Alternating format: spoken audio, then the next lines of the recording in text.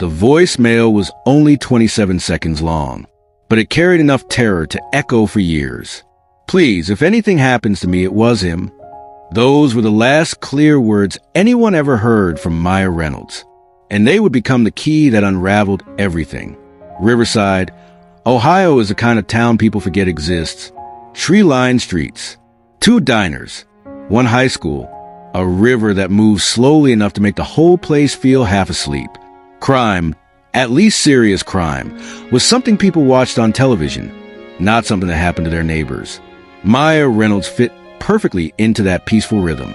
She was 29 years old, a pediatric nurse at St. Anthony's Hospital, known for her warm laugh and a habit of bringing homemade cookies to every shift.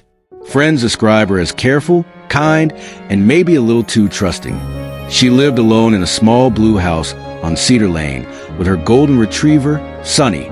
She called her mother every Sunday. She volunteered at the animal shelter on weekends. To everyone who knew her, Maya was safe. Until the night she wasn't. On the evening of March 14th, Maya went to dinner with her best friend, Leah Morgan.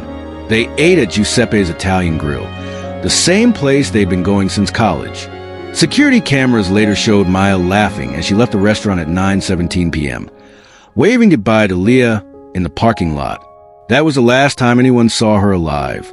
At 10:03 p.m., Maya called her sister, Claire. The call lasted 2 minutes. According to Claire, Maya sounded distracted but normal. She mentioned she was tired and had an early shift the next day. Nothing unusual. At 11:46 p.m., Maya made one final phone call. This time, she didn't call a family member or a friend. She dialed 911. Dispatcher recordings revealed the chilling truth. The call connected, but no one spoke. All that could be heard was muffled movement, a soft thud, and what sounded like a woman breathing heavily. "Hello? 911, what's your emergency?" The dispatcher asked. No response. Then, faintly, something that sounded like a struggle. The call disconnected after 38 seconds. Officers were dispatched to Maya Reynolds' address immediately. They arrived to a dark house. The front door was unlocked. Inside, they found a nightmare. Maya was lying at the bottom of the staircase. At first glance, it almost looked like an accident, like she had fallen. But experienced detectives recognized the signs right away. The overturned lamp, the broken picture frames, the bruises on her arms. This was no fall. Someone had been inside that house with her, and whoever it was had left no obvious trace. No forced entry, no fingerprints, no weapon, just a dead woman and a mystery. The town of Riverside woke up the next morning to the kind of headline it had never seen before. Local nurse found dead in home, police investigating.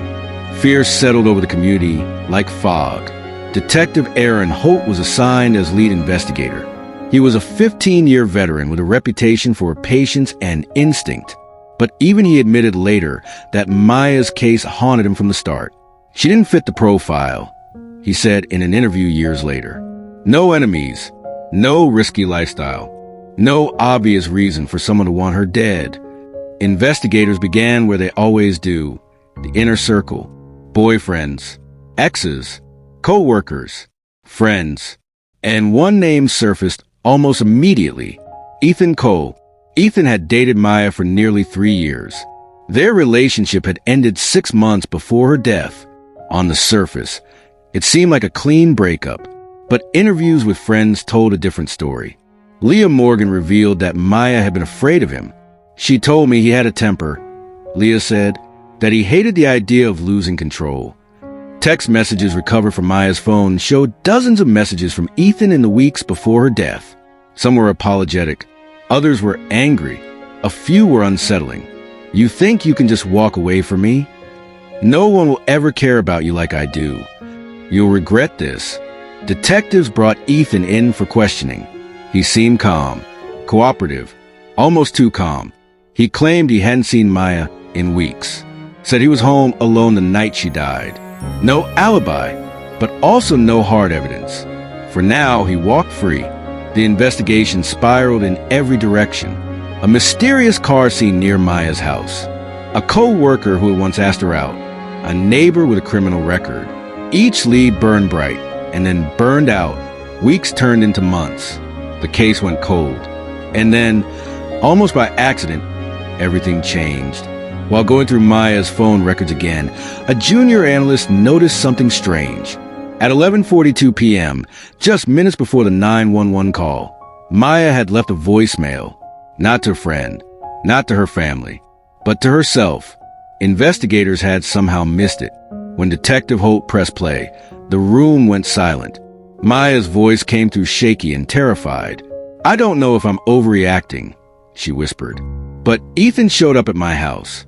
He's outside. He keeps knocking. I told him to leave, and he won't."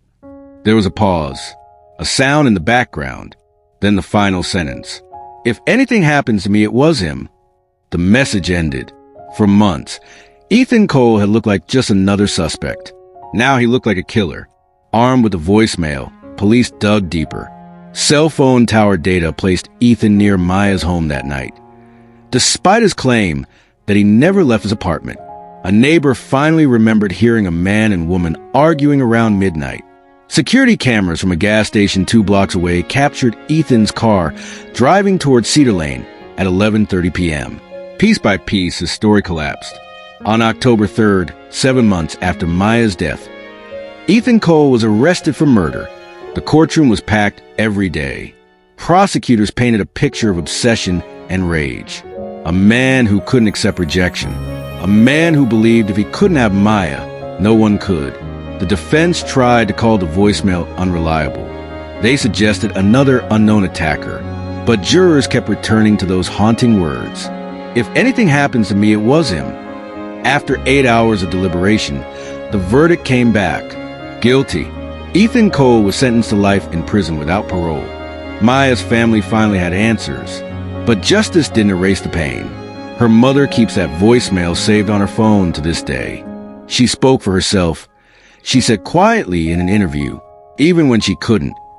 Riverside eventually returned to its peaceful rhythm, but no one who lived through it ever forgot.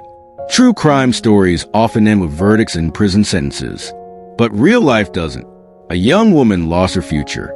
A family lost a daughter and sister. And all because one man couldn't let go. One short voicemail solved the murder. One brave moment gave a victim her final voice. But it also reminds us of a terrifying truth. Sometimes, danger comes from the people we trust the most.